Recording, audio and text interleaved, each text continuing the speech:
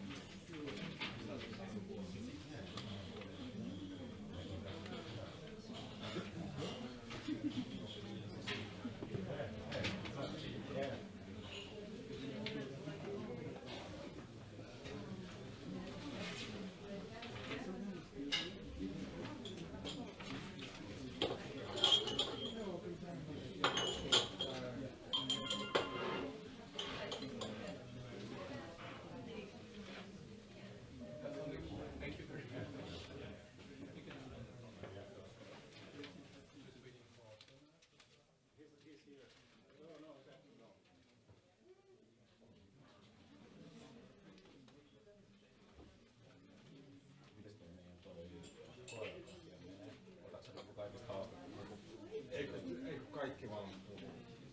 Joo. Mulla on muutamia kysymyksiä mietitty. Hyvä, jos kaikki puhuu, että niinku, koska teillä on kaikilla sellainen nimenomaan tiedän, että pystyy vastailemaan toiselle.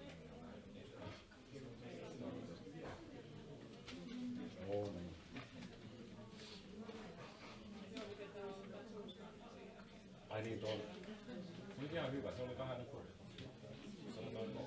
vähän hyverin puolella. Mulla oli siis ammattikirjat puhunut, jossa oli niin kuin alkoi olla jo kotimainen silleen niin kuin ylillä hakkerit silleen, että hei mä sitä tehdään ottaa valo. Se oli vähän. Sitten kun haluat puhua, niin mulle aina. Joo, me tullaan siinä. Voidaan tulla, katsotaan. Sitten kun se oli tää sellainen niin kuin tosi random sakki silleen, ja sitten perheet ja minä. Ja sitten se niinku oli vähän silleen huonoa tiedottamista ja väärää vastaan. Ja sitten olisi pitänyt tehdä ehkä toisin. Niin, joo, mutta mielenkiintoinen kokemus. Joo, joo, meni jotenkin ihoon, tuntui, että meni ihoon alle. Ja sitten huomasi sen, että joku haluaa. Kyllä sitten on tuolla tekstää.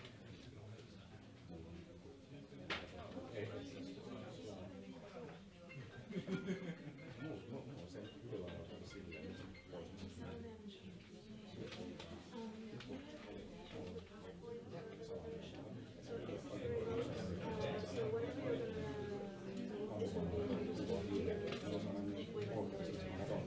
Suomi-paidassa lähtöpaidassa oltaisiin lätkää. Sitten on sellainen erkki.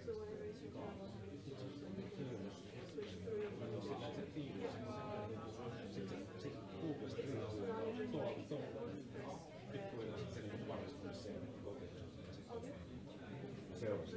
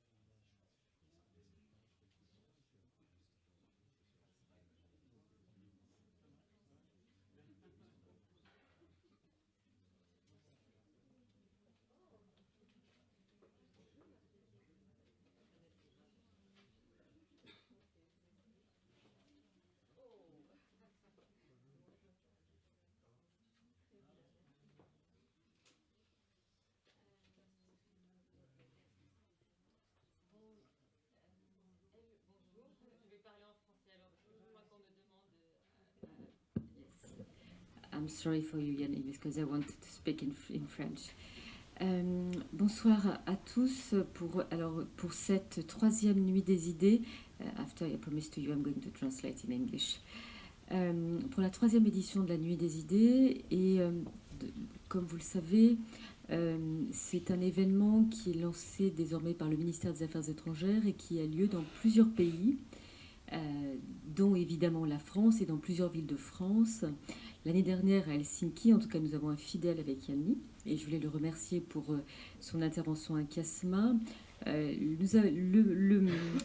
thème qui a été choisi cette année, c'est l'imagination au pouvoir. Pour les Finlandais, ce slogan vous paraît peut-être assez étrange, mais il faut savoir que c'est le slogan qui avait été utilisé et tagué sur les murs par les étudiants lors de mai 68. Et donc, elle symbolise un certain nombre de choses, et notamment une forme d'idéal, d'utopie qu'avaient ces jeunes étudiants en mai 68, se rebellant contre une forme de conservatisme de la société française. Évidemment, ce thème-là n'est pas... le choix par le ministère des Affaires étrangères n'est pas du tout une commémoration par rapport à mai 68. Mais c'est plutôt l'idée de savoir où sont passés nos idéaux, où sont passées nos grandes idées de générosité quand on voit qu'à travers l'Europe, y compris au sein de l'Union européenne, on voit la montée des populismes, on voit la montée de l'extrême droite. Comment ceux qui avaient ces idéaux en mai 68 n'ont pas anticipé le retour du fait religieux et de la radicalisation qui fait que des jeunes Français ou des jeunes Finlandaises sont allés en fait commettre les pires crimes en Irak ou en Syrie. Et on assiste à deux phénomènes assez surprenants de radicalisation avec l'extrême droite, des partis, des groupuscules nazis. Et je vous avoue que, en tant que Française d'origine arabe, quand je suis venue en Finlande, et je suis venue en Finlande pour un modèle, pour un rêve, celui de l'éducation, celui de la culture. Il m'est arrivé, et je parle devant quelqu'un de l'ambassade de France que j'espère ne va pas répéter, mais je vous avoue que parfois il m'est arrivé d'être choquée par votre liberté d'expression que vous avez en Finlande, et notamment le fait que avoir une svastika sur le bras, ça ne choque personne. Le fait que des mouvements d'extrême droite ou que la tribu d'Odin puisse éventuellement manifester. So I'm going to translate maybe shortly for the Finnish people. I say that when I choose Finland, nobody forced me to go to Finland because you have an incredible education model, in particularly for girls. You have incredible place of the culture in Finland. But sometimes I was shocked in the street when I met some people with a Nazi cross. It's not possible in France. And I think that is something very strange because you have fundamentalism with religions, but in the opposite side, but maybe the same side, you have extreme right. And I think it's very interesting that because we have a representative of Vanta present, because you work of this phenomenon with young people. And this morning, I just would like to tell that I talk with the people from because we have the same building than Israel embassy. And sometimes we met each other. And every time, often, I exaggerate, often, some people put some stickers with Adolf Hitler on the front, on the Israel embassy. And the last time, some people, I'm going to find the word in English, jeter, eat, yes, right. Throw some eggs because on the Jewish embassy. Ils ont dégradé la synagogue. And I can understand that it's possible with the past, with the history of the Second World, that it's possible to be anti-Semite. I don't understand that it's possible that young people that can accept that the possibility that you have some race are superior than other race. It's not possible to believe that people, because they believe in God, they can commit the one crime and the rape and the kill.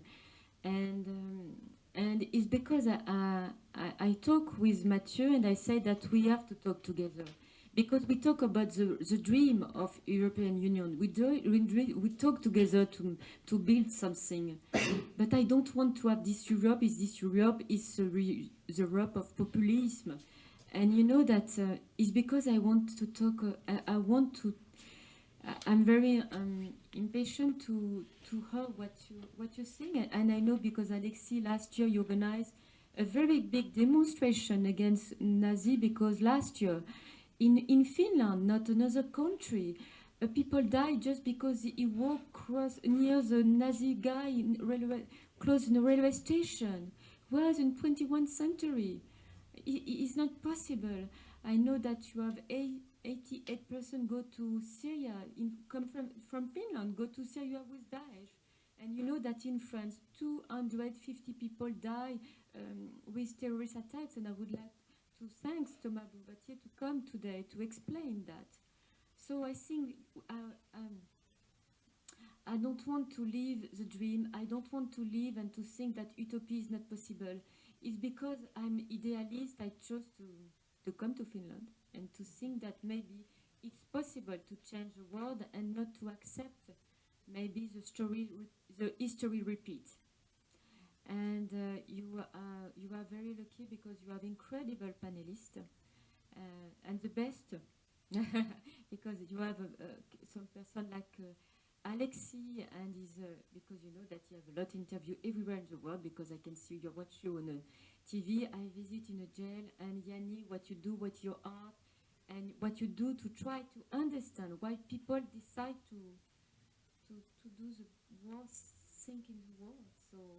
But I don't want to talk more. I would like to thank you again to come tonight to talk about a very sad subject. But if you are so many people tonight, maybe we can have some hope to change the world for tomorrow. So thank you very much.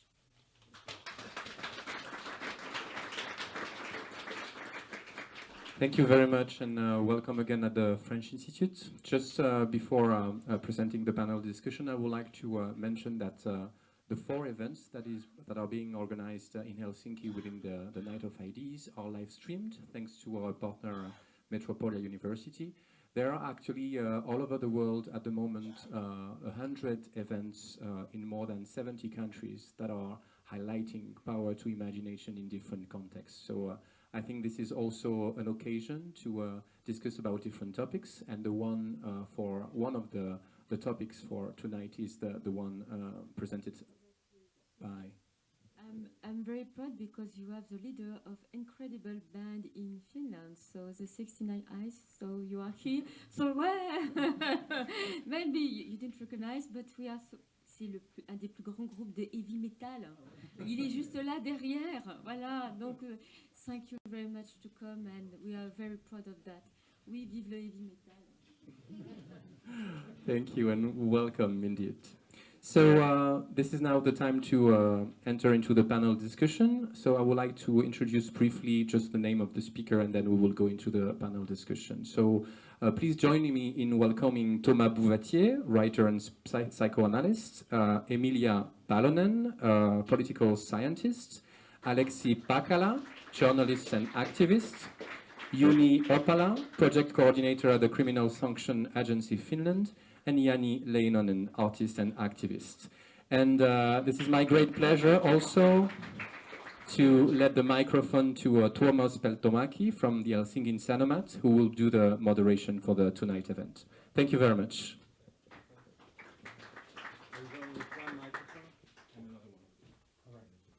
Okay, hi, hello everyone, and welcome for our panelists. We have very interesting people here, and I'm looking forward to a lively discussion. You can have that. It's just, no, I don't need to. oh, this has a longer cord. Right. Okay, I'd like to briefly, just very briefly introduce you. First of all, it's Thomas Bouvatier, right? Did I say it right? Yes. Yes. Well, congratulations to me. You've written, you have funded and run an organization in France that aims to aims to counter radicalization in the French population, right? And you do training of officials and social workers and so on. And you've quite recently written a book about de-radicalization and counter-radicalization, right? Prevention. Yeah, prevention, right, okay. It's counter-radicalization by prevention. Okay.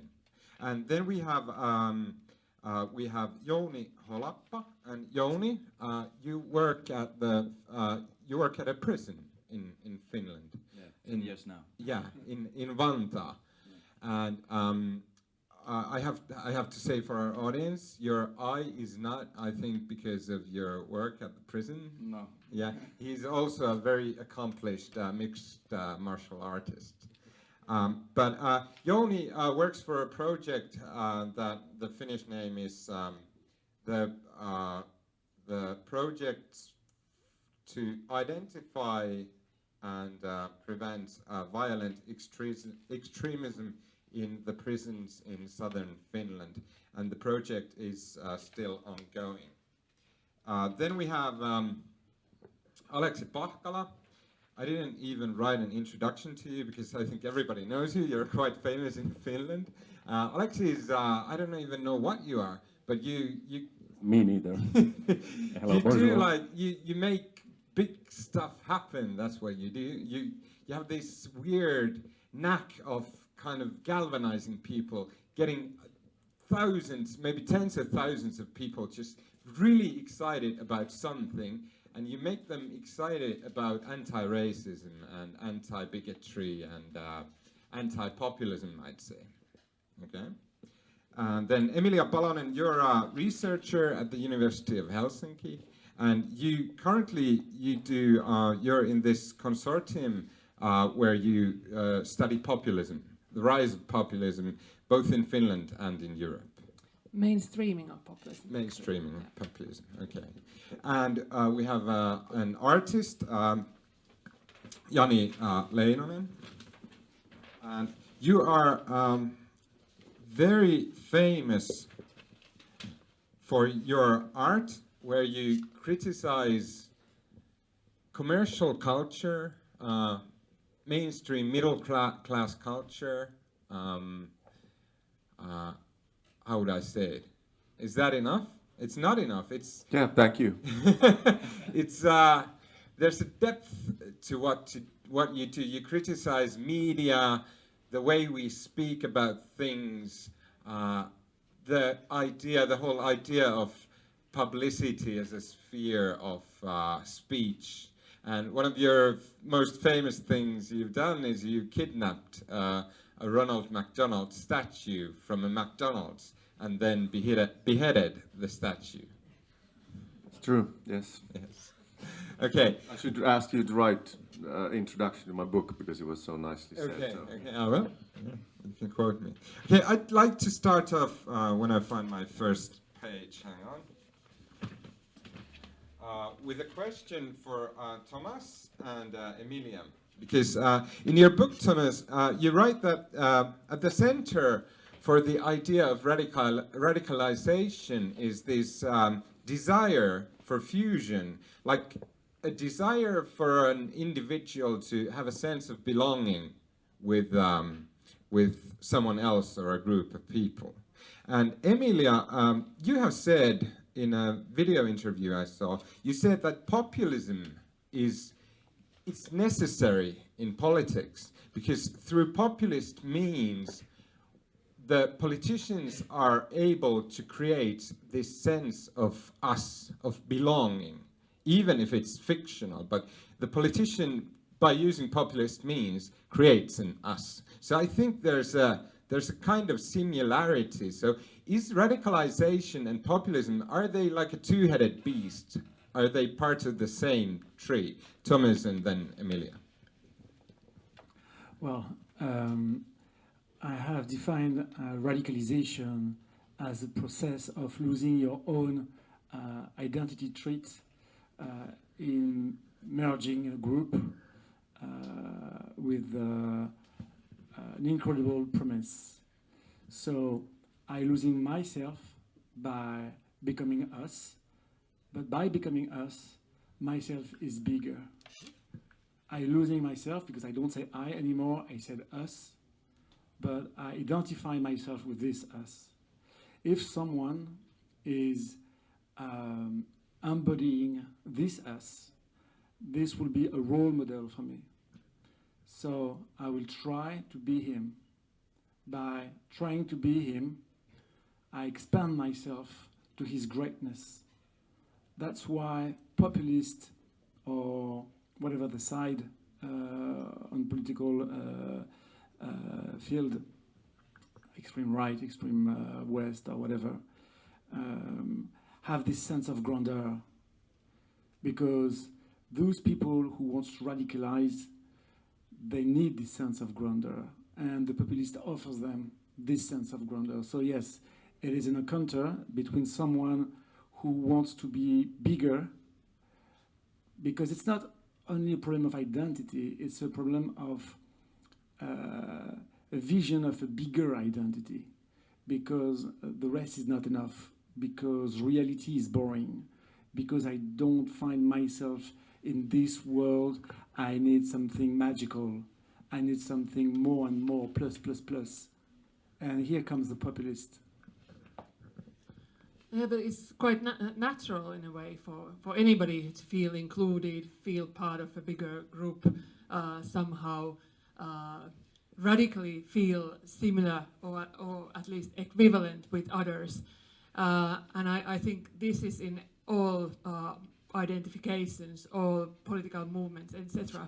So how does it then become radical to the extent that it goes extreme, and where people, because of their belief, are willing to sacrifice themselves or at least others on their cause? I mean, this is kind of like another leap from something that is perfectly natural, and in a lot of cases with very boring politics, where we are just told to be believing reason and for kind of self-benefits of some kind, which can be rationalized to be voting for a particular party, or out of like habit of us and our previous generations perhaps, or our friends voting for something. Like, we would be taking the step of like believing in some political movement, and that is kind of a radical step in itself, and it's sort of necessary then for new political groups and movements to generate this affective tie. Even people who would turn up at Alex's demonstrations, they would need to be feeling this. And it is kind of a radical feeling, even if it's not one where you would be going to the extremes of denying somebody else's existence, for instance. So we have to make clear that there is populism, and there is like this feeling of us, and there's radicalism and fascism, etc., that we was talked about. Yes, I think it's very important to understand that we have to make this difference between something natural, like loving football, for example. You know, if I am with my friends, we are looking at a match of football, and we are wearing the same clothes, we are chanting the same song, we hate the other team, we yell at the referee, we have this crazy belief that if we spoke to the television, they will understand us. And we need that, like being in a concert. But there's people that have a certain immaturity in their affect, and they need that not only one time a week, but they need that every day. And we call them hooligans. So when they get back to their room or their apartment, everything is fulfilled with their team. And they believe that their team has to win all the time, and they identify themselves all the time to this team. I mean, it's like if you are a banker, or if you put your money, you don't put your money in only one thing. You have to have a panel of investment. If you only invest your libido or your energy or your identification in only one object, then you're doomed. Because if this object is falling apart, you risk your life. So you need this object to be up And you will do everything for the subject to be up.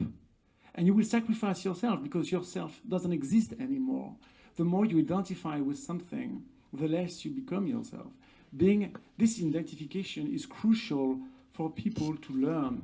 But for certain people, they had lacked this identification in their step forward, more maturity, to be more autonomous.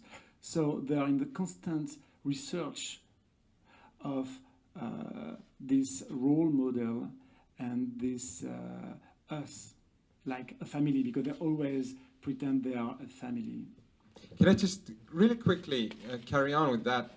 Like, I consider myself quite normal, but even I could understand that if I'm a fan of a football team, or a god or whatever, and my father was the same before me, and his father before him, so that the thing would have been an essential part of our identity for tens of years, hundreds of years maybe, then I could really sacrifice for that idea, whatever it was.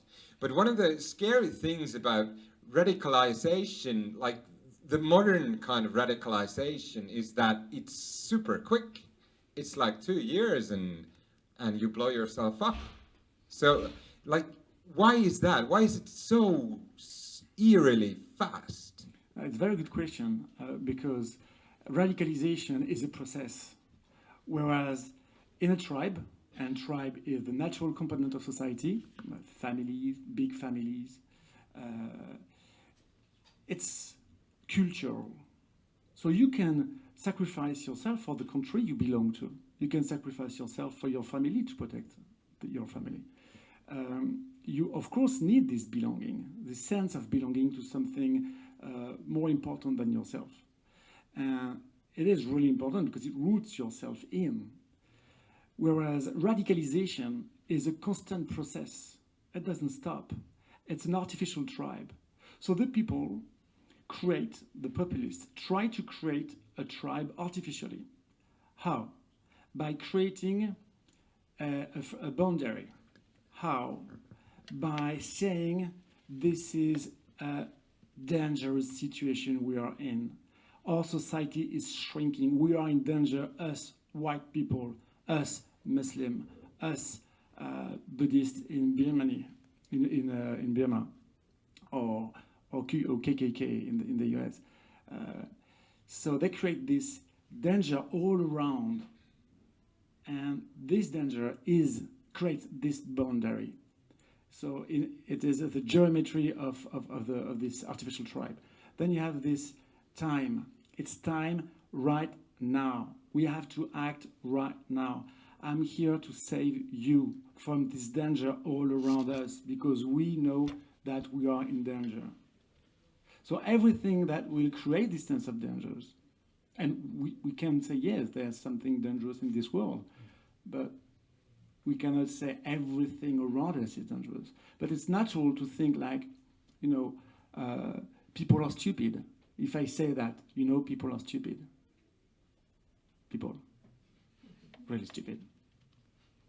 Yes. But not us, of course. We're different. Work club. So when you say people are stupid, you create this sense that you are special. And populists, they tap into this need to be special, and how you need to be special, how you need to be radical. If you do that every day, if you organize your radicalism, your need to be special in a group, then starts radicalization in an artificial tribe. It's really hard to see the distinction between like when it's a radicalized group where this kind of intensity of that would be like palpable, because in a way we are telling in nationalist practices. In some countries, people gather every morning to say hello flag, and they sort of invest their national pride, and this makes them all very special, and they need this ritual to feel very special. So these rituals, they are everywhere, and in a way, any political movement or party would be an artificial tribe. But where is the sort of, is there kind of a threshold somewhere where this this tribe would become a dangerous tribe? And I think this is what we are interested in. Often, like in our middle class existence, we are actually quite boring people, and we have multiple objects of desire, or these kind of fantasies, or something that we hold dear. So maybe what then makes people choose one and identify with this one in this absolute way? Sorry for taking the question. We can define radicalism by a binary view, black and white, by this relation with this society where I'm special, we are special, and the other are not. They are animals. They are not real human. By having this incredible premise that cannot be fulfilled, by having this need to justify your engagement every day, every minute. It's not enough. It's never enough. You have to give more and more and more. And to prevent the burnout, because this can happen within the society, in a company, for example, they push you to your limit to sacrifice more and more until you can die.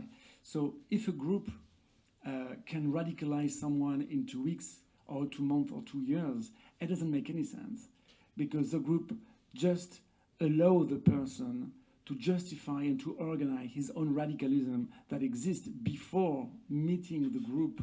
And the group, when you talk to the parents, to the family of radicalist people that went to Syria and Iraq, they say that suddenly their kids were different.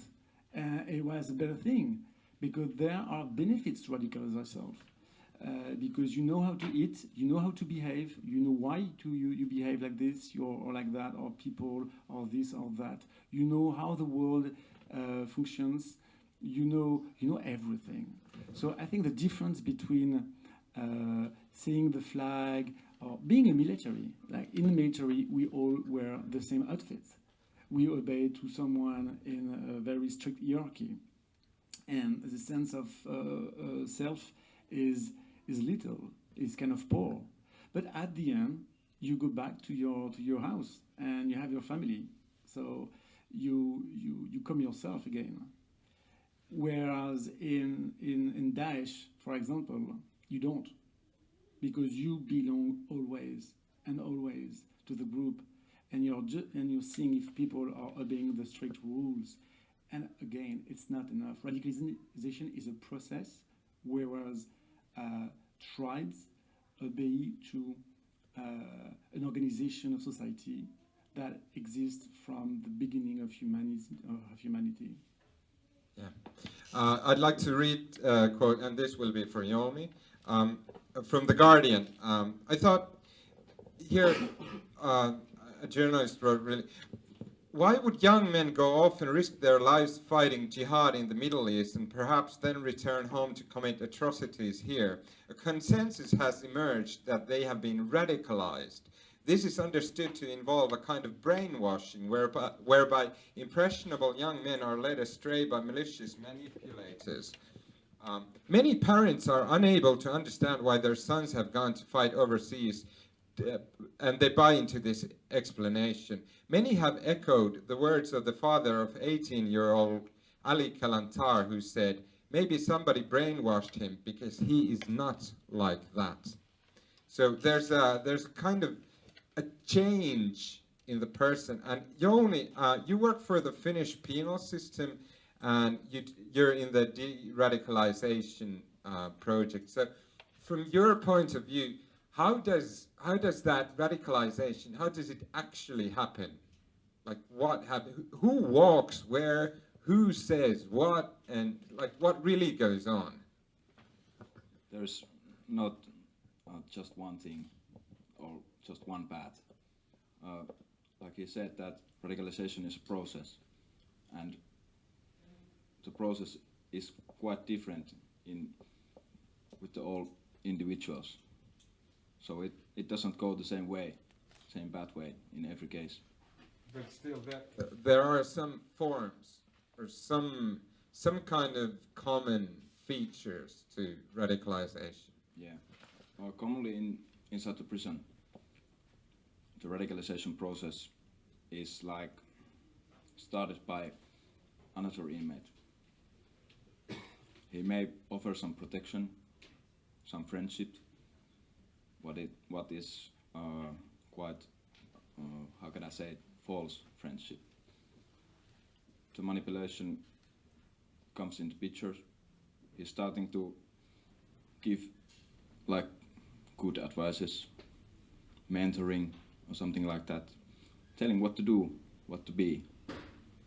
And that's quite common way inside the prison.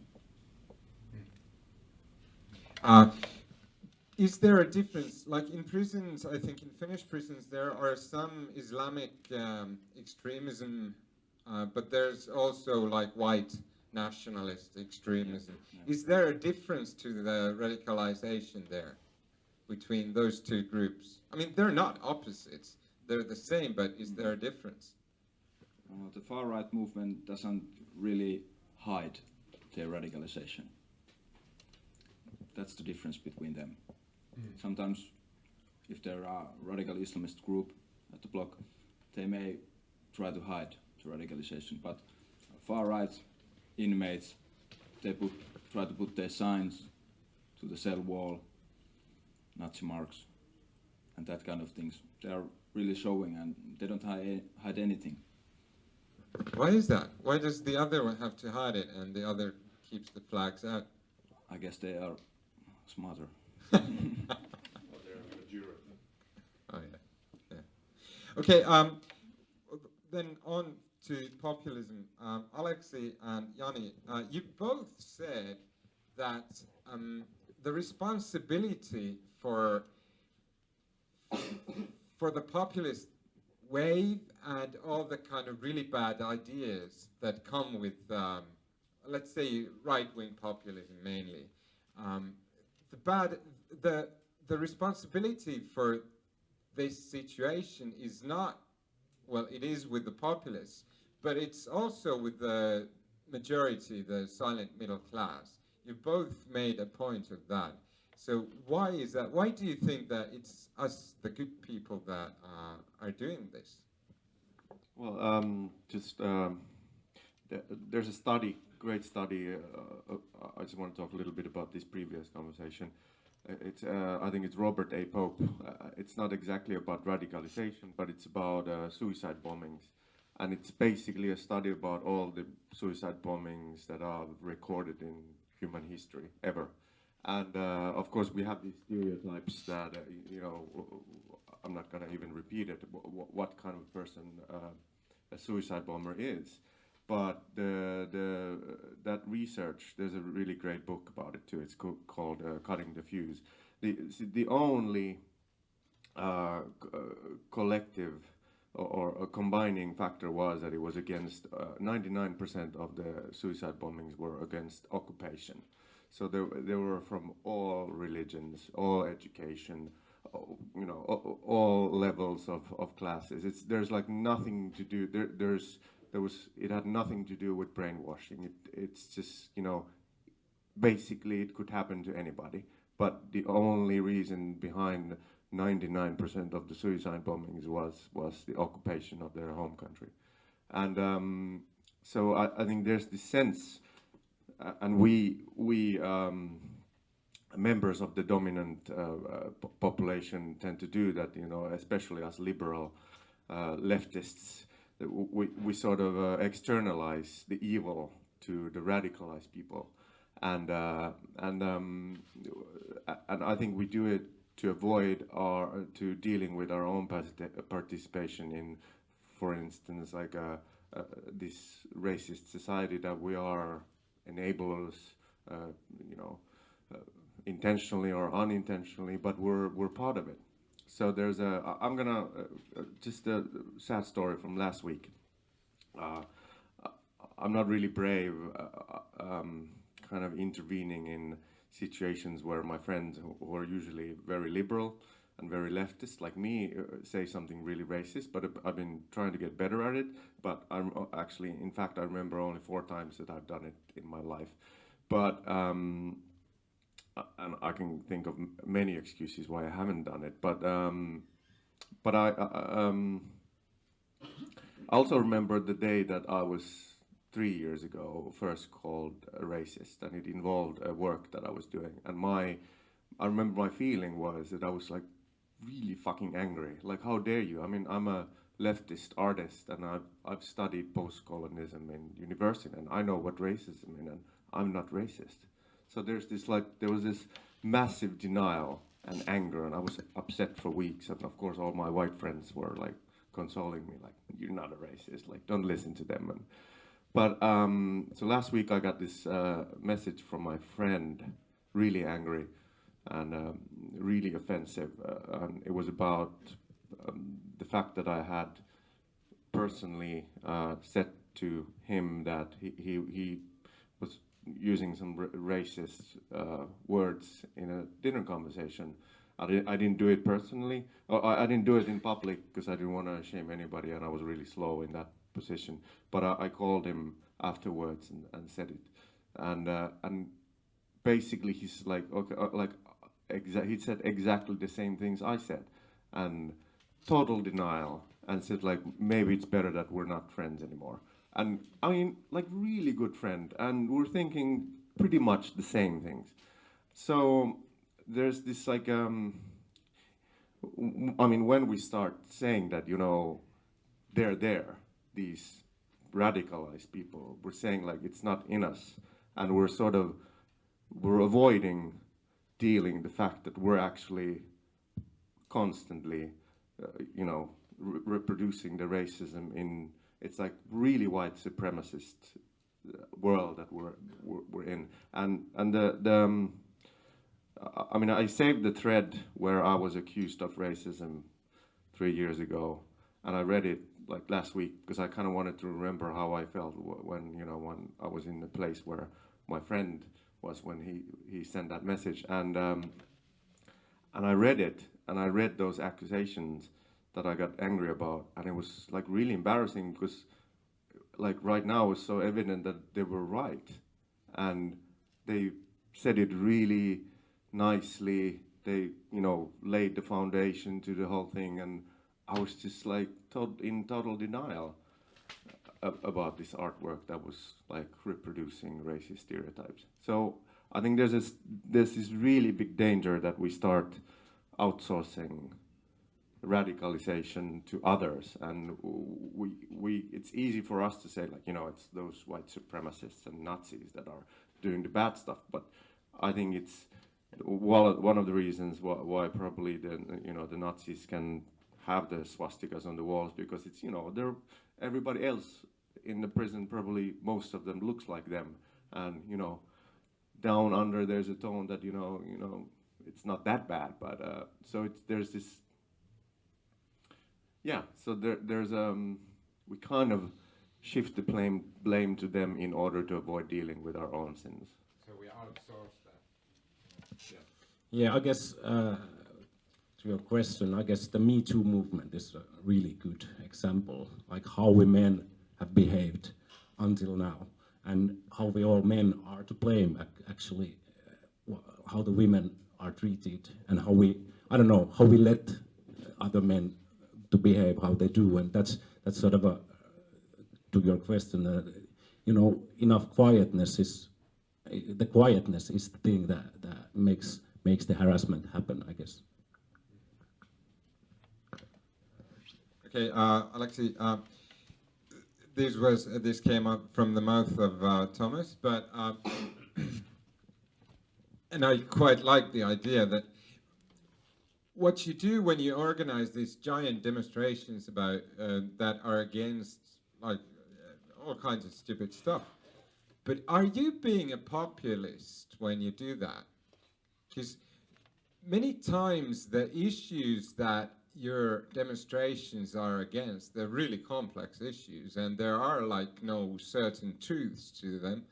But in order for you to get such a reaction from the liberal, young, leftist types of people, you need to really simplify and amplify the message. So you're kind of using the tools that the tools of populism. Am I right in that? In a way, yes, I guess so. But those demonstrations we've had are, of course, our presidents and our prime ministers and everybody involved. So I guess they're young. But I guess what we do, and of course the demonstrations. There's been two major ones with 15 and 20,000 people in Helsinki and all over Finland.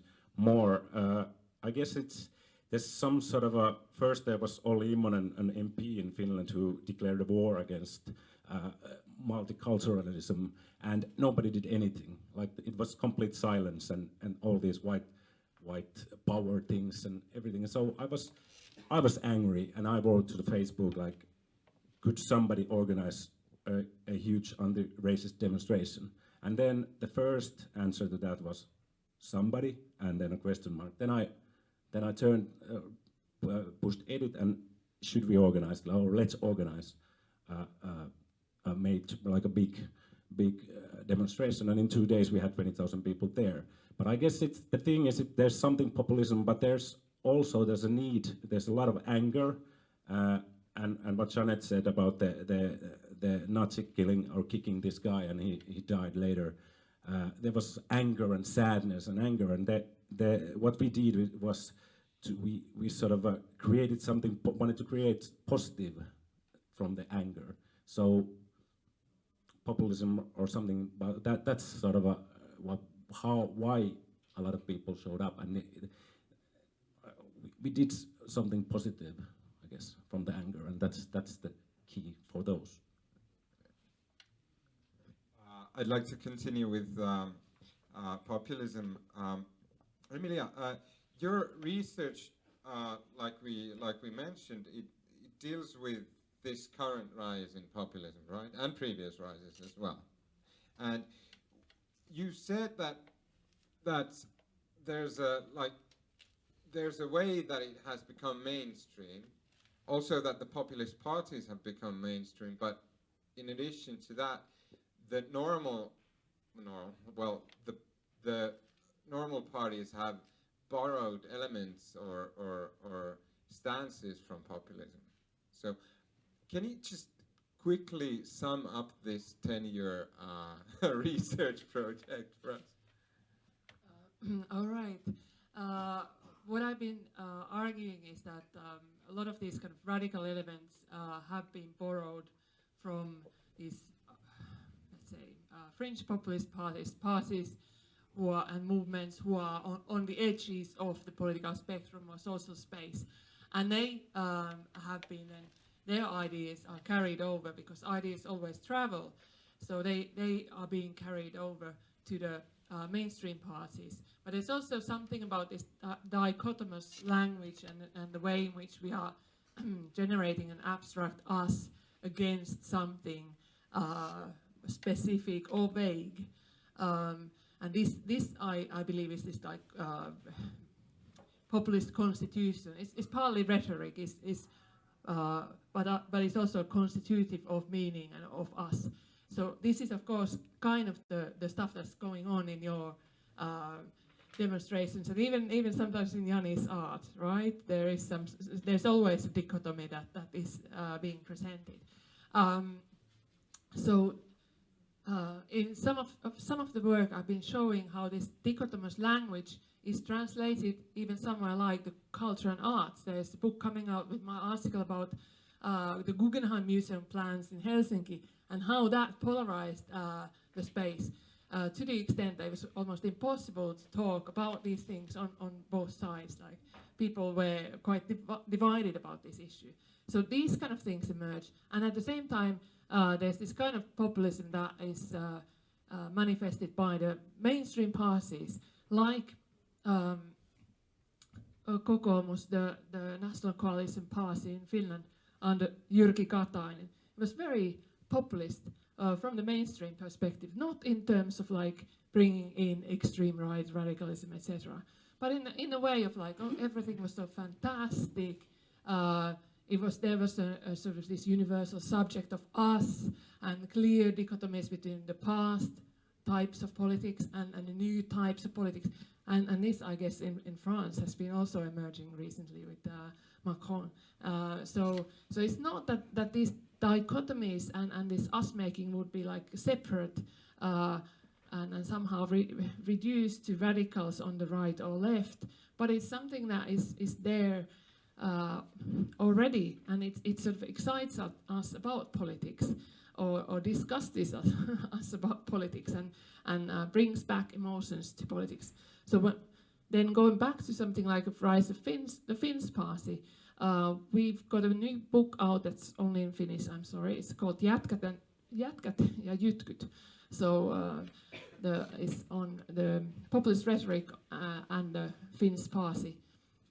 And there we are demonstrating how the rise of the Finns party was linked to the crisis of democracy that was felt after the 2007 elections, and vaalirahakohu, the sort of electoral financing crisis. Populism always emerges in crisis or scandal that we had. So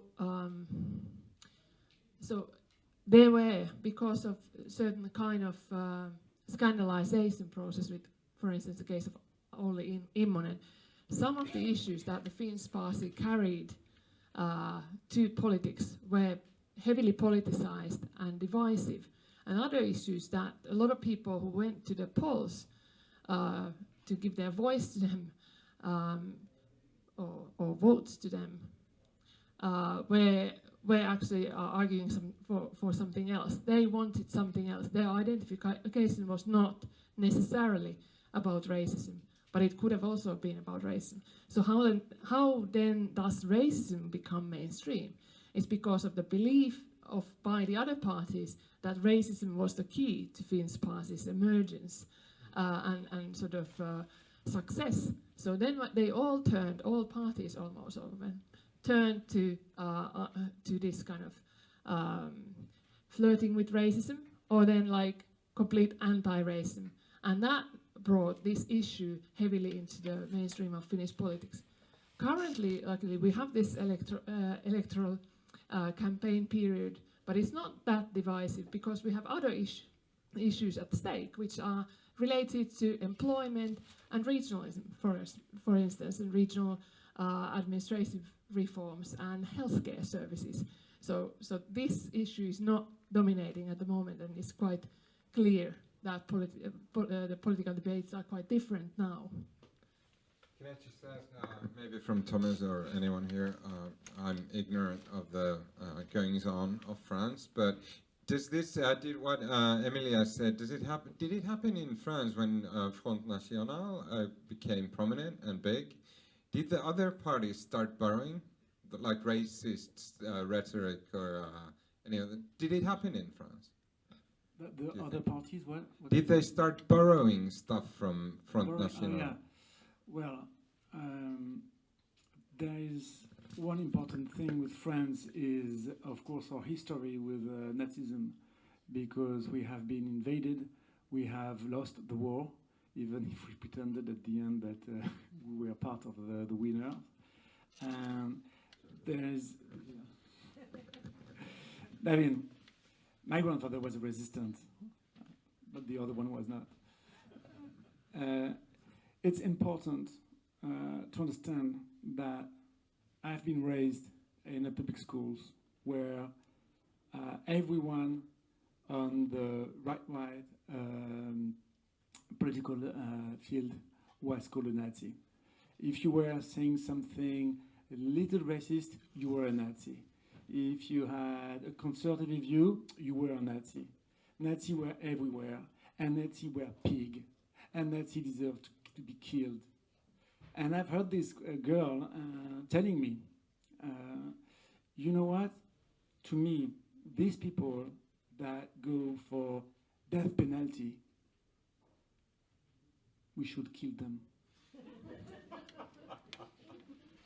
Constantly. That's horrible. I And really remind funny. this sentence, like, but who is at the end of the chain? It's typical. Like, you do agree with me that pollution is huge. It's an enormous problem.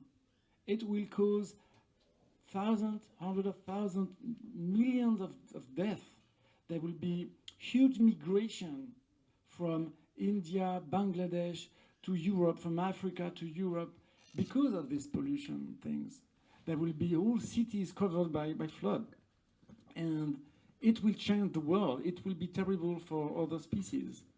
So if I convey you that if you see someone with a SUV polluting the streets with his big gasoline car, that he's just an animal, he's just a stupid guy, he just deserves to be not maybe killed, but he deserves a lesson. You understand? It's good. There's one guy who is not radicalized here. Out of 40, that's great. No, it's really important to understand that radicalization is justification of your own radicalism. And if you find a good, proper group that will justify your need for violence, your need to reject the other, whereas he's being bold or little or black or Nazi or on the left or the right political field, it's the same. I mean, if you analyze, and what I've done in this book, it was to analyze the rhetoric between different radicalized groups in order to know if there was similarities. And it's always the same. Always. Purity being soiled. Occupation of the self. Occupation that sully the purity of the self. This sense of belonging to a superior, it's not only race, it's a superior intellectual thing because I know and they don't, because, you know, people are kind of the people. And if I find a group that will help me to justify and to organize this, I will take it. I will buy it. If it's close to my culture or not. It depends on who I'm dealing with, who I meet in the street, who I meet in my daily life, in the sports. So the more important group in my life, in my daily life, that I can encounter, I will meet him and I will be part of it.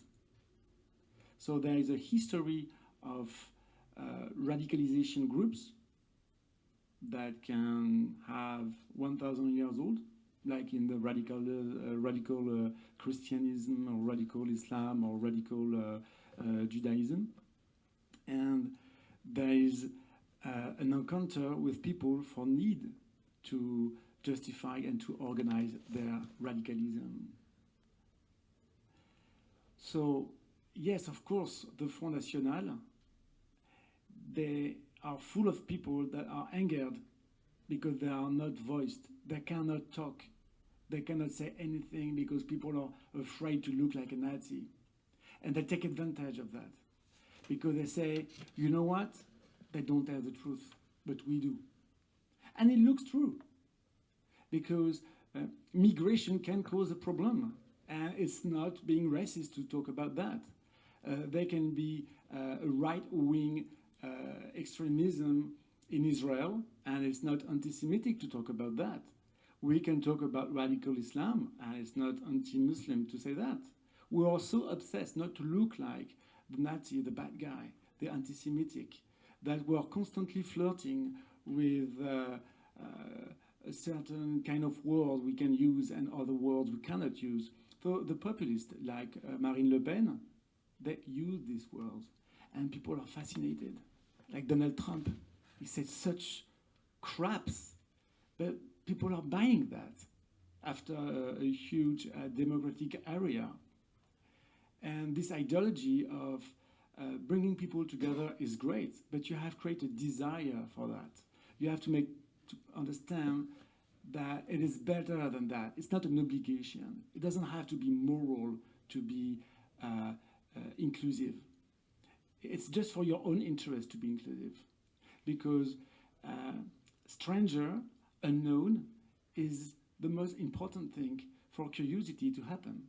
If you stop your curiosity for the unknown, if you think you know everything, as populists try to make us think, you don't think anymore, and you live in your bubble, in your own bubble, and it doesn't stop.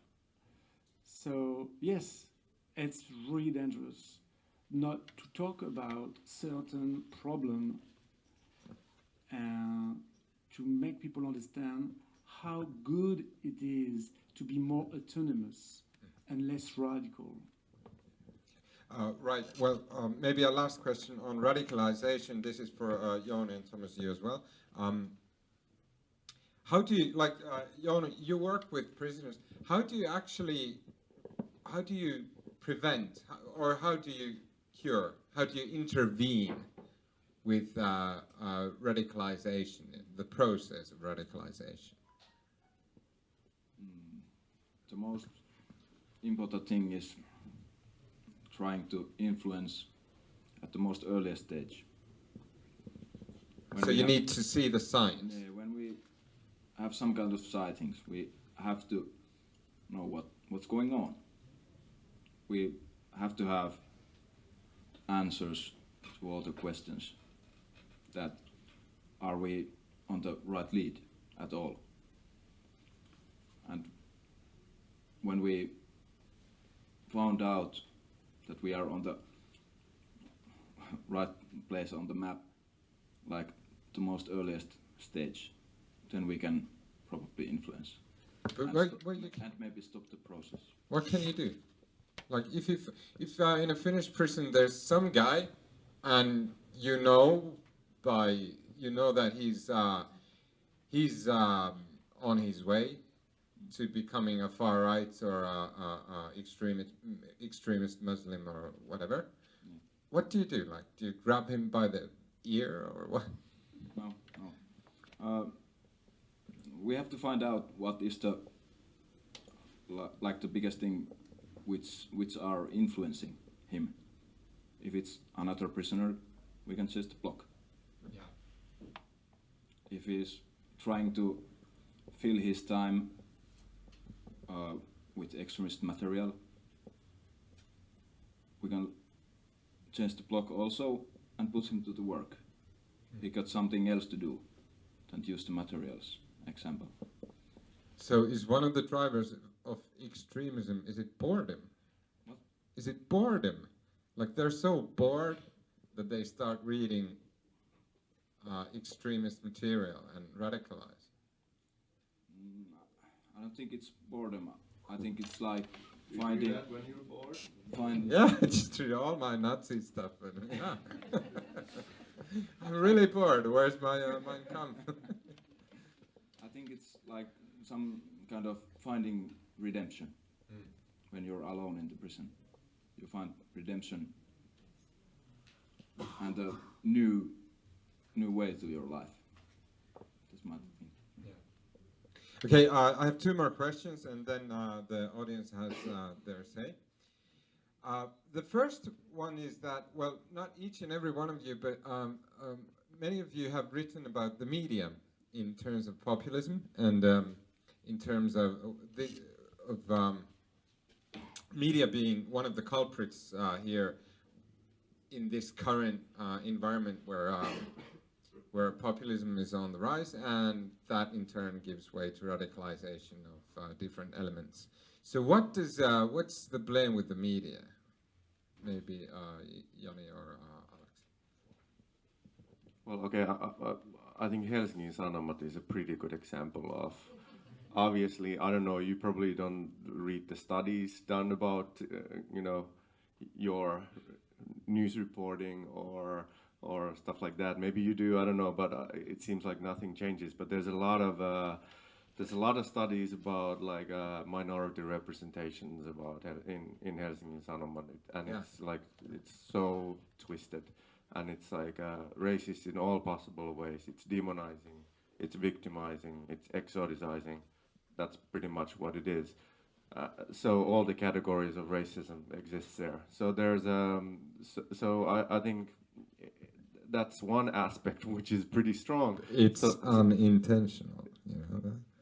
We don't do it on purpose. Yeah, but when you read the studies, then you know it happens, and then you might change stuff.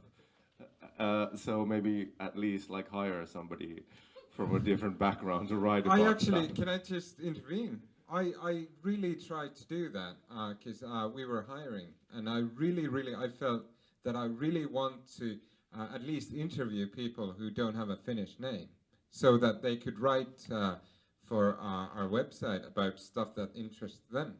And it's really, really hard to get good writers that are not like pure Finnish people. Oh, that's what. There's this media called Rusketti that there's probably 100 writers that are writing really amazing stuff. So I'm pretty amazed about if you haven't found a few good writers. Well, we have, of course, but we have, like being the main paper, we have really high standards. Yeah, okay. There's the denial. But anyway, there's another aspect to it. So, if we're talking about the Me Too campaign, there's this like I mean, this has been talked about a lot, like as part of the media criticism. I mean, there's stuff that has happened. For instance, rape. So media has this way of sort of filtering the bad stuff into. So rape's called usually non-consensual sex or non-consensual intercourse if it's written in the newspapers, which basically is it's the point of view of the rapist who is trying to diminish the horrific acts that he has done. And so there's a lot of like tiny things, words here and there. There's the whole structure that's like basically, I don't know. I think it's normalizing misogyny, racism, all sorts of oppression, not just Helsingin Sanomat. So it's not. And I'm sure you're not the one in Finland. But there's a lot there, and there's, I mean, maybe I don't know. Maybe this is a bad example, but like most of us here probably don't know any, don't have any Roma friends. Maybe we do, but most of the people in Finland probably don't. There's a lot of Roma people living in Finland for the last 500 years, but there's also a study about like the media representation of the Roma, which is basically characters written by white people as like comedy characters who are always criminal, stupid, and so imagine if that's the only Roma person you see in Pirkka-Pekka Petelius jokes or in the movies Vares or whatever. So I mean, that's basically what you think they are, because you haven't seen them, you haven't really talked to any like a real person. So stereotypes. Yeah, so there's the media representation in many of the minority cases in Finland it's dominant. There's nothing else. Nobody knows anything else. So it really matters what you guys write about. Yeah, that's so true. We also looked at your paper and found out that over 10 years you did emphasize this democracy aspect of populist party, the populist party, Finnish party emergence, and in a way it was good because it was true. I mean, they were emphasizing democracy. So we are not blaming you for that.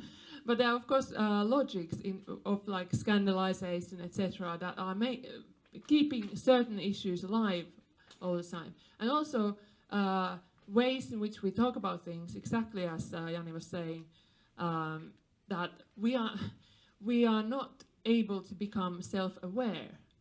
So for me, the most radical thing, and radical in a good way, but also very painful thing that happened recently was that I went and sat at the Finnish Me Too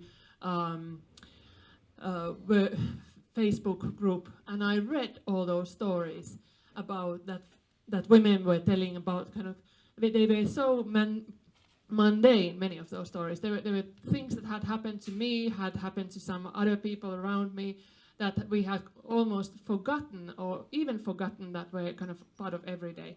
So like, I think the question about like radicalism, etc., is exactly the question that has been raised here. And how do we become self-aware of our own blindness, and therefore cut the sort of constant sort of blame that we are putting on others for being radical. So we should be looking at ourselves and our practices that are also exclusive, and we think that they're not radical, but they are actually quite radical.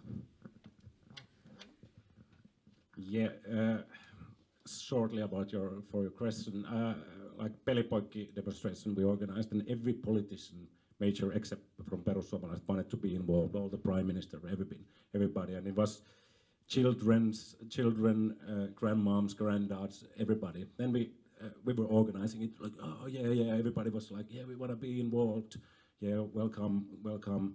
And then we went to the media, to Ilta-Sanomat, the daily papers, like there was this riot police everywhere in the news, like, yeah, there's a huge anti-racist anarchist demonstration coming up, and we were like, oh man, what's going on? And then we realized that we need to call the paper, like, hey, come on, we're trying to organize a really peaceful event. Why do you put those pictures there? The police even told you that it's a peaceful demonstration and there's nothing to be scared of. Police, of course, said that if there is something, they're prepared, and police is prepared for riots. And that's the thing about media. But I have a small story about, I was in the mid-90s, I was a vegan and some sort of a pre-hipster indie punker, and we were, of course, demonstrating against McDonald's and stuff, but it was the start of this animal liberation movement also in Finland, and I saw people, like, I went to this Oikeutta eläimille, the group meetings, and I saw somebody, my friends there, really like go really like militarized, and then they went to the fur factories and they sort of went military or militant, and I sort of like, okay, what happened? I don't know. Nobody know. And then there was this one sort of these guys who were like maybe 2 years older than we were. They were really into this straight edge hardcore punk, this American hardcore punk, and they don't drink. They are vegans, and they went to Sweden. These skateboard guys, they went to Umeå in Sweden, and there was a lot of vegetarians in university town, and they went there and said to the Swedes, like, why don't you listen to this good hardcore punk, this militant vegan? There was this New York band, this was really militant vegan band. They blew McDonald's up and everything, and they spent these three Finnish guys. They spent like, I guess, a month or 3 months in Umeå, and then they sort of then after that, maybe a month later, there was one McDonald's in Umeå, and these guys were, what the fuck did we do? And, you know, things happen. They radicalized, and the Swedes, us Finns know Swedes. They put it to the fashion to the limit, and it was some sort of a fashion there. Thomas, you don't find that funny because you've never been to Umeå, but it's super funny. Okay, now it's time for any questions in the audience. Just raise your hand. They can be stupid questions. It doesn't matter. Yeah, just. Thank you. Thanks all of you. I was a bit surprised not to hear about the terrorist attacks that we had in France 2 years ago. That I think prompted thinking about radicalization, even though it was happening before.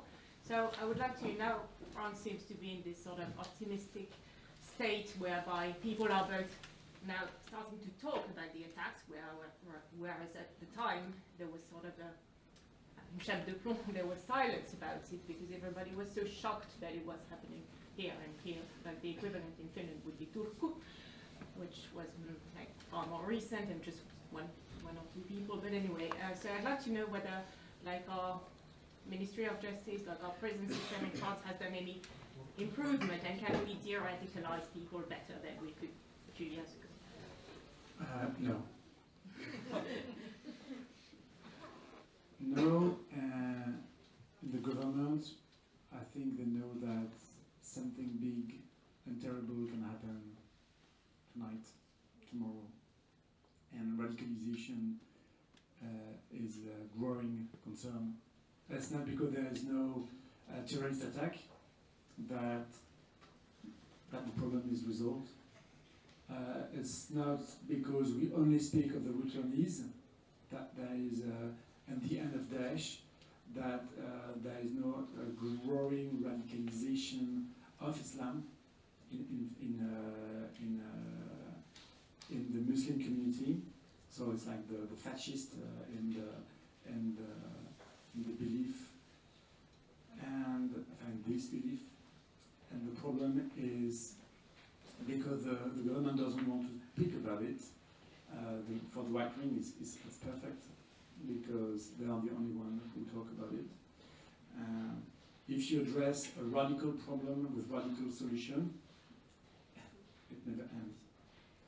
If you think that there are barbarians, whereas we are civilized and great, they think the opposite.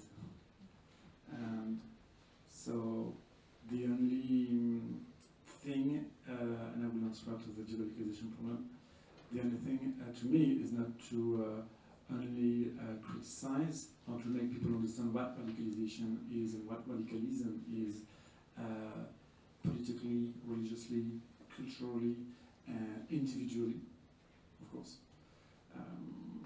by making people always also understand what being more autonomous can bring people. So it's criticizing, making people understanding things, and also creating a direction, a desire to step out of this belief that we are in the right camp versus the bad camp, the good guy or the bad guys. This has to change, and I hope the government will address a proper response to that problem. Now, concerning de-radicalization, it's totally paradoxical because if we ask someone, like imagine you all come from Syria, right? You're all jihadists. And I say, okay, listen, who wants to de-radicalize himself? You will be booed. And if you do raise your hand, it means it's okay, the job is done. Because you want to radicalize yourself, to de-radicalize yourself, you're already de-radicalized. I mean, you need some help. So when you see a shrink, it's the same. You know, seeing a shrink is doing half of the way of the cure. So you cannot force someone to be de-radicalized because we don't allow that. Maybe there's things that that does exist. Maybe the CIA knows how to change people's mind by putting them in a basement and torture them for until they don't change. The communists in Russia, I'm sure they have a good experience in that as well. And but yeah, I don't know how you can de-radicalize anyone. I think it's very dangerous to think that we can do that because it's like having a superpower. I'm not going to change anyone. I can just convince people that something can be better for them. That's all I can do. The rest is kind of populism, kind of manipulation. There is no such a thing as brainwashed people. They are not. If brainwashing does exist, so we can do the other way around. It's not like my socket. My socket, they are not going to. It's like my brain and my socket are two different things. I can wash my socket. I cannot wash my brain. It doesn't work like that. A brain is a very complex thing, and these people who radicalize themselves, they did for a reason, for many reasons, by the way, and they are all linked to this need of being someone belonging to a superior group. If you put them out of that group, they can kill themselves, or they will fall into drugs, or I don't know. So we have not found the solution, but we are working on it. Okay, yes. There was two hands. You were first, I think. Yeah, thanks for the very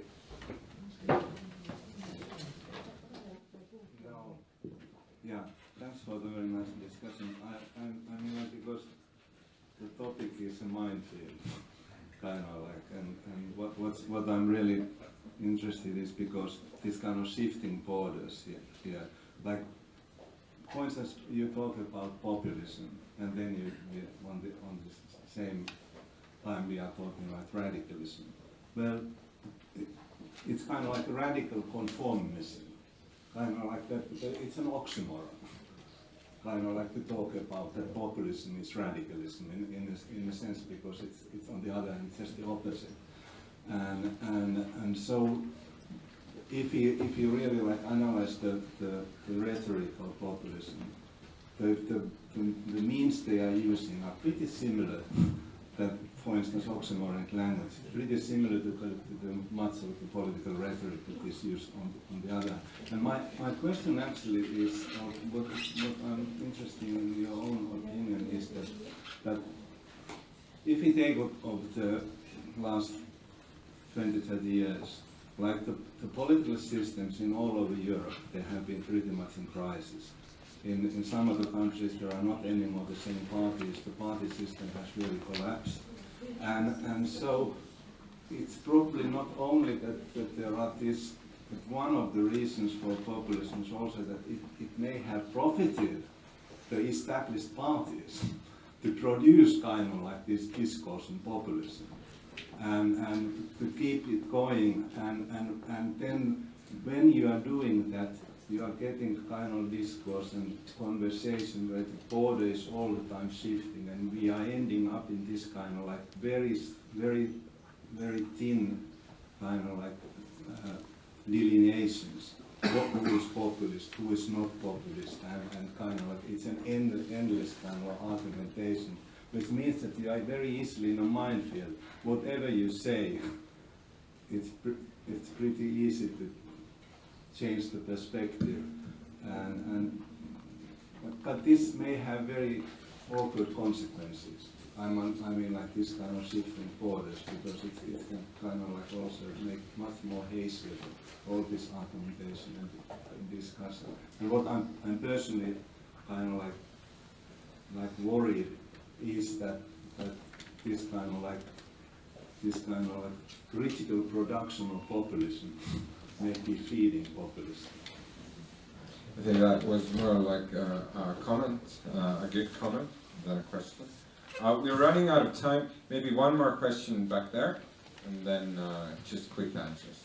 Yeah, thanks all for a very inspiring and thought-provoking discussion. My name is Niko Pyrhänen. I'm doing postdoctoral research on ethnic relations and nationalism and social media bubbles in the post-truth world. And one very interesting thing in this discussion that piqued my interest was when Thomas was talking about the tendency in social movements to somehow mobilize on the basis that we are somehow superior, that defines basically both the racist and the anti-racist movements to pretty much the same extent. So I have experienced, like, I've got two examples in mind that in which I see from the other side of the fence. One in 2015 when there was this Meillä on Unelma demonstration when Matias Turkkila, one of the forefront politicians in the True Finns party, was invited on stage to speak about their relationship to racism and probably why they are not racist supposedly. but he didn't really have the chance to say anything before he was booed away from the stage.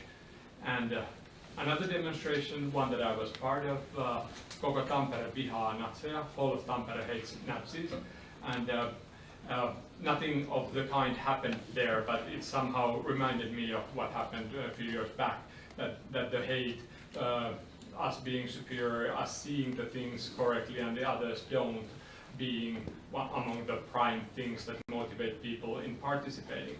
So I was thinking, is this a problem? How big a problem is it, and what should and what could be done about it, and what are people doing about it? How are you relating to things like that to your friends and colleagues and fellow activists? Perhaps this is mostly to Alex, but whoever has an idea. Please. Yeah, about the Meillä on Unelma and Matias Turkkila, the humble thought there was that we invite from all the major parties, we invite some key figure. Of course, we tried to get Timo Soini, the party leader, there to speak. We had only the Christian Democrats didn't want to come, and Matias Turkkila, who's not even in a party, he's the journalist of the their media. He was sort of this there Slunga Puotsala, who was True-Fin's, what's her title, but somehow we called her, and she said like nobody else is coming except Turkkila. And Turkkila in the anti-racist circles, of course, is a well-known racist. Like he said, for example, that somebody asked him, or like if there was this thing in Stockman in the department store that some kid fell down from the stairs, and the kid wasn't white, and there was some, I'm not actually really sure what he wrote, but he wrote something on the Facebook that I wouldn't help the kid because he wasn't white, and there was some sort of a, but everybody somehow anti-racist people thought that Turkkila is a racist person, and there was some sort of a trolling, I guess, from the Perussuomalaiset party. And then we voted. We were three or actually four in sort of organizing the major organizers, and we voted that should we let him talk. And we called the police, and actually the police called us. Why is Turkkila there? He actually did have some.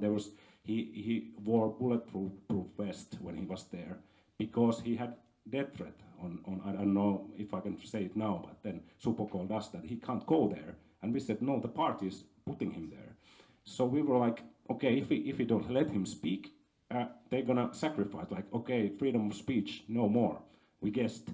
And then the police said, okay, but this is a demonstration. Remember that it's a demonstration, and the law in Finland says that if you don't talk the anti-racist thing there on the stage, you have the right to take him off the stage.